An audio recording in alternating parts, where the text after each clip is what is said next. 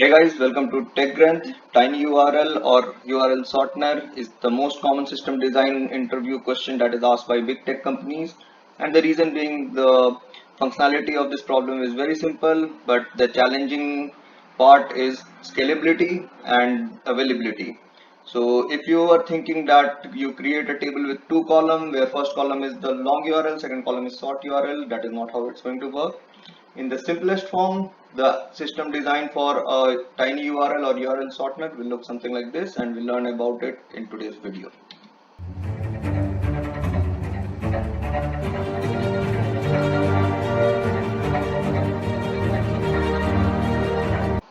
What are the functional and non-functional requirements of this system design? So the functional requirements are you are given a long URL and you need to return back the short URL, and you are given a short URL and you need to give back the long URL with minimum latency so that the short URL can be redirected to long URL. The non-functional requirements are it should be highly available and scalable. The availability is important factor because you are redirecting the URLs here, and if the system goes down or your system is not 100% available, then all the redirections will fail, which will result in bringing down your system. And scalability, of course, in this particular system design, scalability is a major factor. The reason being, as and when the user base increases or your system grows or expands, like from 10 million to 100 million, then the number of URL that you have to sort in will also increase. And we'll talk about capacity planning further down the video. In gist, this is what we have to do. We are given a long URL and we need to return back a short URL. And whenever we click on this short URL, it should redirect me to this long URL. Let's talk about the API that we'll use for this system. So there will be two APIs. If the user is given a front end, so he should be able to key in the long URL and we should be able to return back the short URL to him. And the second will be the short URL will be passed to the API and we'll return back the long URL for redirection purpose. So on our side, on our application side, there will be two APIs. One will be to create the tiny URL, second will be to redirect to the original URL when the short URL is passed. We'll start with the first API, which is to create the tiny URL. So this API will call the application server where the actual program will be running to shorten the long URL. So what will be the feature of this program which is running on the app server side? So this program should give me a unique short URL for all the new long URL that has been passed by the user, and the new short URL will be of fixed character. Like we discussed earlier, it will be of length of 8 character. So every time a user passes a long URL, it should give a unique 8 character short URL to me. There should not be any collision, because if any collision happens, then the output will be wrong. Because if for the same short URL we have two long URL, then the system will be confused and it will not be right, or it may override the value. So we need to make sure that the tiny URL or the short URL that we are getting is unique in nature.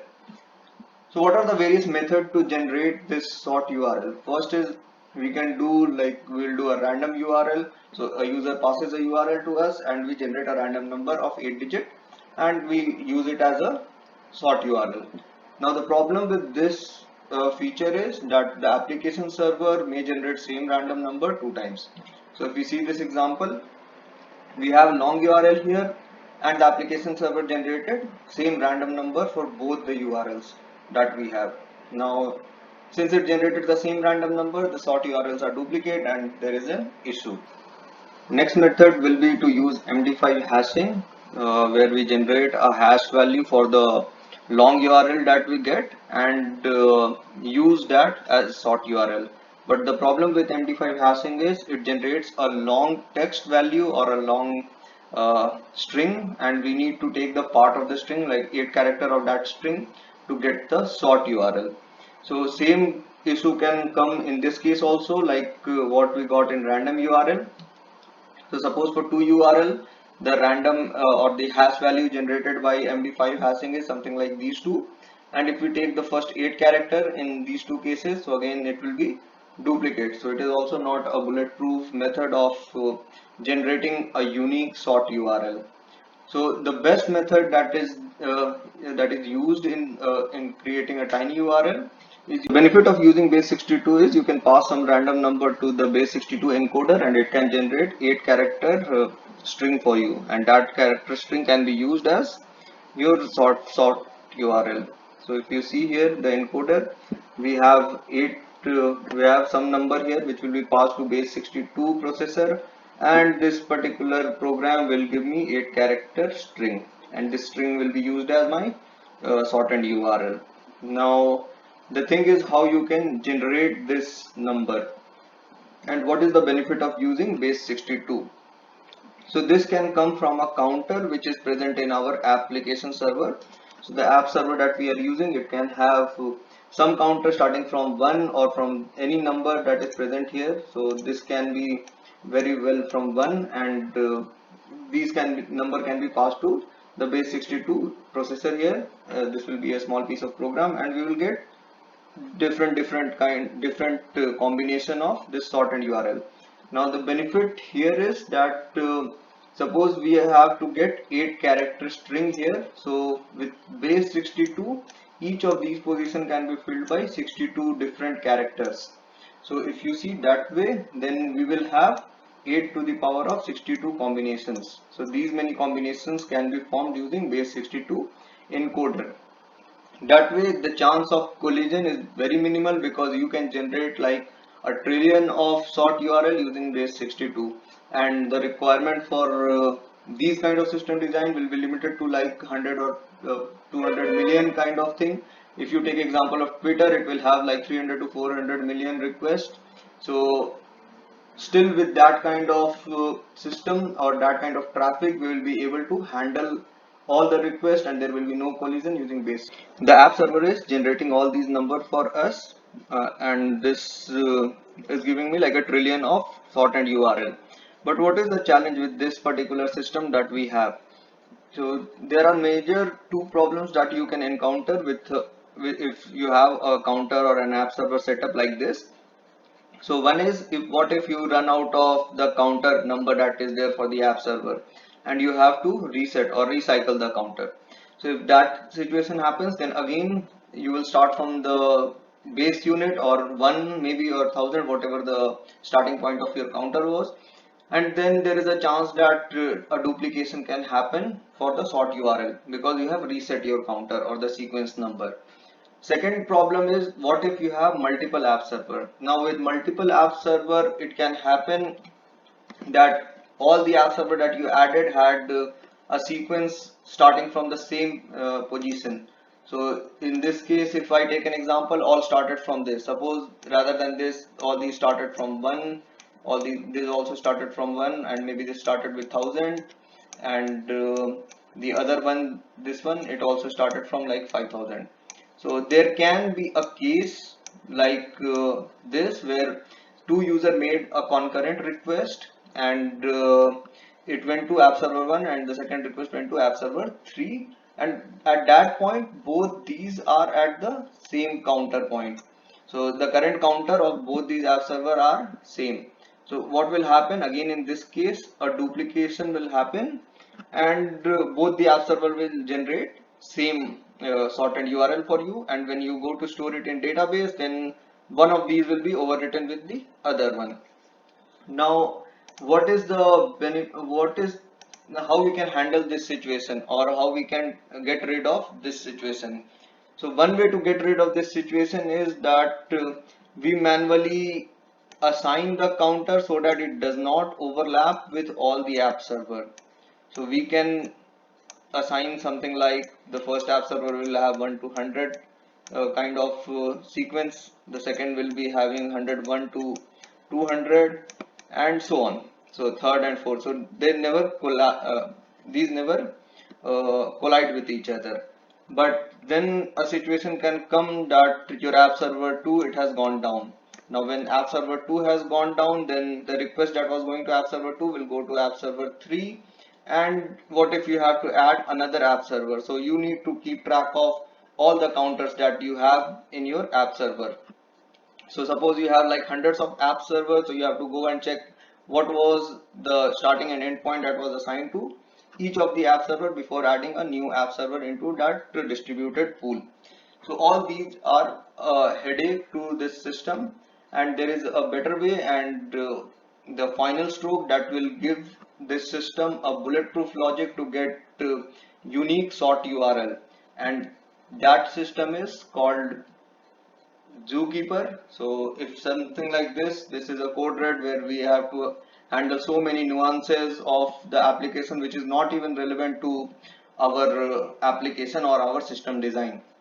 So to handle all these things where we have multiple app server, Zookeeper is very handy, which is used for which is used in a distributed system where you have to keep on adding app server or removing app server from the pool.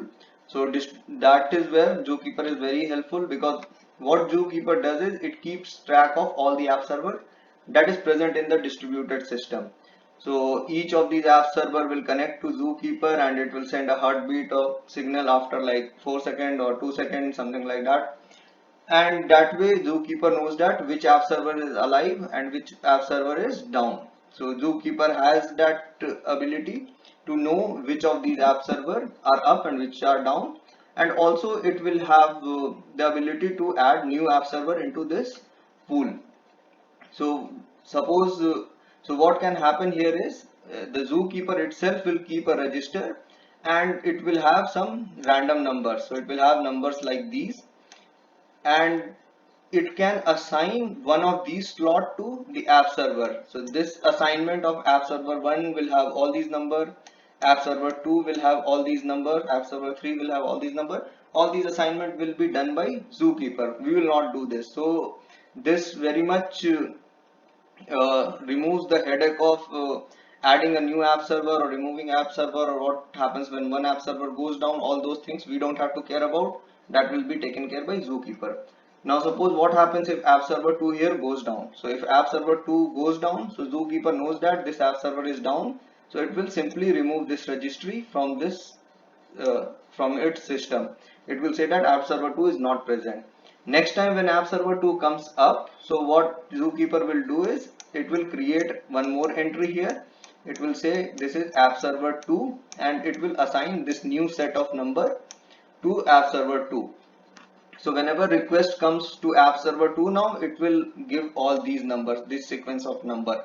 And again, for these sequence of numbers, since these are new sequence and it does not collide with any of the other existing app server, so we will never get a duplicate shortened URL. And if we have to add a new app server, it will be a similar kind of case. So if there is an app server 5, so here the app server 5 will be assigned this new number.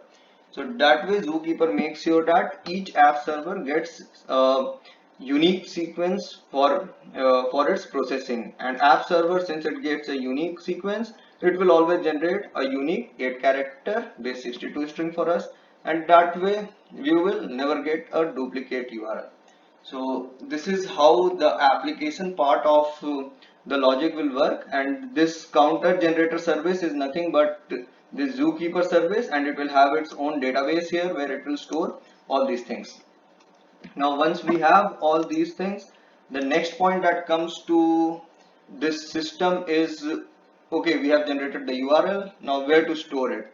And yes, we have few of the benefits here for Zookeeper. So counter maintenance is not our headache. Zookeeper will maintain add app server, drop app server, or recycle. Yes, I missed the recycle counter. So recycle is like, suppose app server 2 here or app server 3 here, it runs out of this sequence of number which has been assigned to it. So what will happen is this entry will be removed, and app server 3 will be assigned a new sequence from this set. So this will be given as app server 3. So these are all the benefits of using Zookeeper in this application. And once we have assigned everything, the next thing is the storage. So where do we store this data? Since we have so many records that are coming in, so we need to do the capacity planning for our system, that how much data we are going to store going forward, and of course the database also should be scalable. So if you see in general, the URL that we have to store the mapping of the long URL to the short URL, including all the headers and everything. It will come at around like 2 KB. So if every month if we are receiving a traffic of like 10 million records, so the size of the database will be around 20 GB per month, which will lead to like 1 terabyte in 5-year time. So you have to think on that term. Since the number of user will grow, or the your application will grow, or your system will grow, you are doing very good. So in that particular case, you have to keep in mind that you can go up to like 1 TB or some TB of data. So from this we have to find out what is the characteristic of the system. Now since this system is where we are like writing creating the short URL for the long URL, so that process will happen mostly like once whenever you got the new URL, you will store it in the database. You will do all the processing that we just learned how to convert it into the short URL, and you will store that short URL in the database. Now from here on, most of the time you will just fetch the record to serve some request. Like if a short URL has been created for user, so you will use that rather than the long URL, because it will be easy to display and to move it across the network. So this application or this system will be read heavy. It will not be write heavy. Write will be like once per URL, or maybe if you have a feature of like timing out or that kind of thing, then maybe more than once. But it will not be write heavy, it will be read heavy, and there will be no update command that you are going to update the URL or that kind of thing. So the best way to deal with this kind of system, or the best database that you can use for this kind of system, will be a NoSQL database. Because the problem with RDBMS is that the scalability is still a challenging factor, and as your database grows over a period of time, you would like to have a database which you can scale horizontally. And what better than a NoSQL database like Mongo or Cassandra, where you can just keep on adding nodes whenever you want. And for scalability, of course, you can use consistent hashing. This was the first API where user used to pass the long URL and you had to return the short URL to the user. The second API is where you get the short URL and you have to return the long URL for redirection. So for that purpose, you can use the API to call the database, and from database you can pick up the mapping for the short URL, and you can return that the corresponding long URL for that short URL to the user. But the challenge here is that if your system is facing a lot of traffic, like 1000 records per second, 1000 calls per second to get the short URL, since you have like a 10 million user base, so that can be pretty common. So each application server will have a load, suppose of like 1000 calls per second. So calling a query in database will be really costly. So in that case, what you can do is you can just put a distributed cache like Redis here in between your application server and your database. Now distributed cache will give you a lot of benefit. First is it can be scaled, it will be highly available, and it will be really fast. So the request for getting the URL will be very fast if you use a cache in between. There is a video which I made on how you can design a distributed cache like Redis. You can check it out. The link is there in the description. So for the second API, we will design it like this, where we will get we will put a cache in between the database, and we'll use it for getting the long URL. And there can be various ways of cache eviction, and also how you write into the cache. So all those things are present in the other video that I have.